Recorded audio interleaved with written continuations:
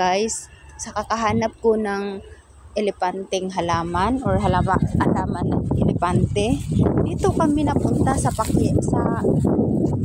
kakahanap ko ng damo ng elepante. Dito kami napadpad sa Pakwanan. Ayan, oh guys. Ayan, wow. Dito lang yan sa tapat ng subdivision namin. Yun. Ayan. Nakakatuwa. Tapos ayan yung kabila naman, Kamaisan. Ayan. Meron na tayong sanggulon. Piningera lang ang bag. Ayan guys, nakakatuwa. No, one day nangangarap din ako kahit maliit lang na lupain. Pwedeng taniman ng mga gulay, mais, kamote. Nakakatuwa talaga. Ayan, oh.